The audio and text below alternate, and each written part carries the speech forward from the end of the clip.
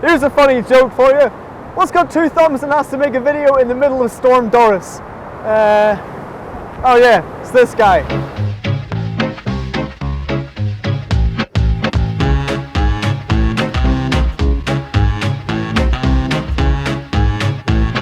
Anyway, you could always count on Citroen to make a car that was a bit weird but brilliant and innovative. Think the original DS, the 2CV or the CX. But then somewhere along the way, well, it sort of ended up losing its mojo. But with the release of the C4 Cactus just a few years ago, it's finally managed to bring its way back. And now it's the turn of this, the C3 hatchback, to get a revamp. It really couldn't have picked a better car to try this out on either, as the Super Mini class is extremely competitive and standing out is key. But can the new C3, the Quirky kid of class, still hang out with more popular options like the Fiesta, the Polo and the 208? Let's find out. Well, it is certainly a lot different to look at compared to those cars, with an appearance that's decidedly more crossovery than the vast majority of Super Minis, in fact probably any Super Mini. There's lots of Cactus-inspired touches inside as well, like these fabric door straps, the decluttered cabin, and these little round rectangle-y bits. You can also specify the Cactus's signature air bumps, although they're not standard on this car, they are a £290 option. The cabin is a nice place to be as well. It's comfortable, it's certainly stylish, and it's certainly unique. And the car's got a character that escapes many other cars in its class. It's well equipped too, with standard equipment including DAB radio, cruise control and Bluetooth, while this flare trim adds a reversing camera and parking sensors, plus Apple CarPlay and MirrorLink, along with dual zone climate control. However, the highlight of this car's equipment is no doubt the new connected cam feature, which sits up here and which is sort of halfway house between a dash cam and a selfie machine.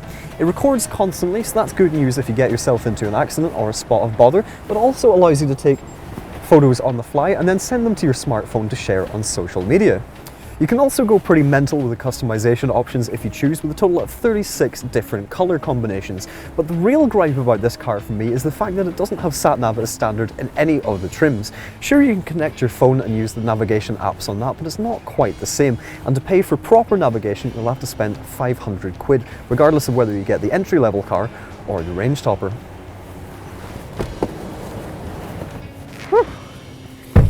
Now, in terms of practicality, Citroen claims that the new C3 has got the largest interior space in its class, and while I haven't exactly cracked out the measuring tape to verify, it does feel reasonably roomy.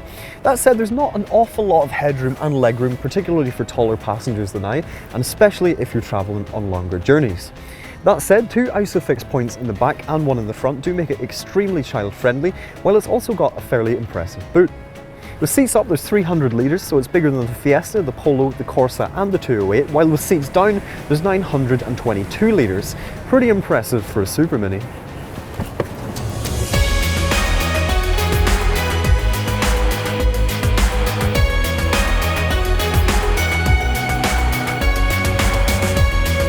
Quite a sensible thing to drive as well. Surely it won't worry the best in class in terms of driving dynamics, but then, well, it's not really meant to, is it?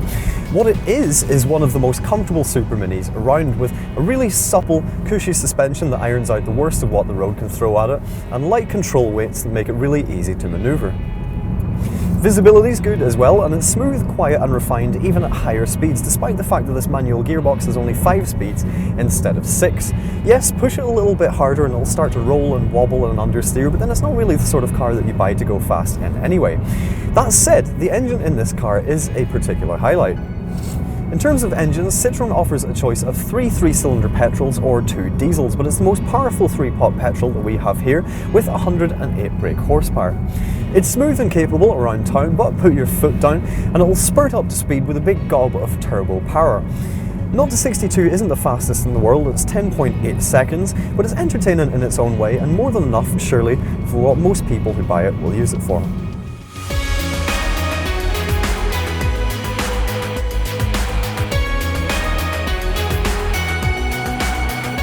At least it's brightened up a bit. But anyway, so how much will one of these cost you? Well, the entry-level C3 starts from £11,000, which is quite a bit less than many of its rivals, although some of them will be better equipped.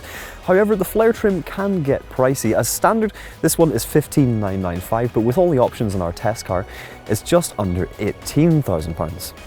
In terms of running costs, this car is rated to deliver 61.4 miles per gallon with 103 grams per kilometre of CO2, though in real world use you'll probably get closer to 50 than you will to 60.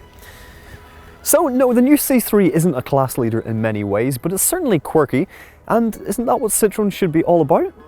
After all, having stylishness as a USP certainly hasn't hurt the Fiat 500's success, and the C3 has got standout appeal for days, along with being reasonably well equipped and comfortable to drive as well. A worthy addition to the Super Mini class then? Absolutely. But would you have one? Let us know in the comments section below, and don't forget to subscribe to our YouTube channel. Click on the Inquire button to find out more about this car, or for any other model, visit carkeys.co.uk. And to watch more reviews, click on one of the links on screen now.